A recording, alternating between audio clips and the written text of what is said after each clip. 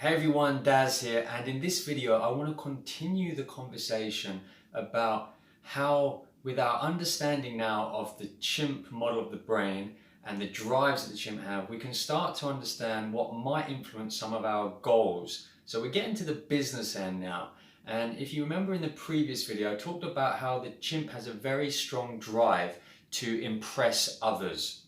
So it's not surprising that some of the goals that are chimp driven are based on achieving a level of attainment, so some kind of measure of excellence. And that usually plays out because ultimately what the chimp wants to do is to demonstrate to itself and to others that you are better than they are. So I'm going to use a book now that I've been reading just to kind of articulate that message a little bit more. So the good book's called Ego is the Enemy. And it says, the farther you travel down that path of accomplishment, whatever it may be, the more often you meet other successful people who make you feel insignificant. It doesn't matter how well you're doing, your ego and the accomplishments make you feel like nothing, just as the others make them feel the same way. It's a cycle that goes on ad infinitum while our brief time on earth, or the small window of opportunity we have here, does not.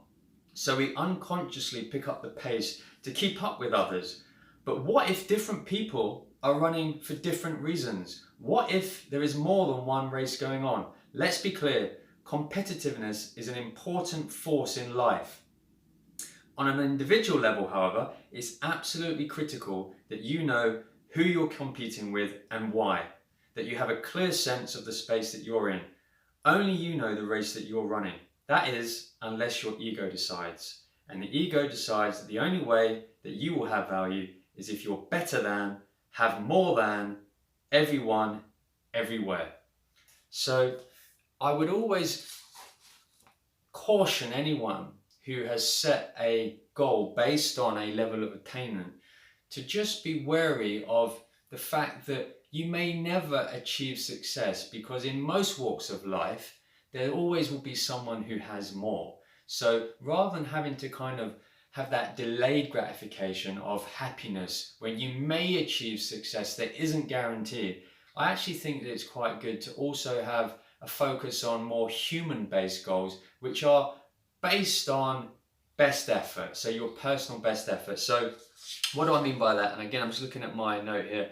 It's an alternative way to run your goals in life. So you can aim for personal excellence, which is doing your best regardless of the standard that you go on to achieve. So personal excellence is something that is always achievable. You may still be disappointed with the level that you achieve, but at least you can hold your head up and say it was your best. And your chimp is very likely to live with this too.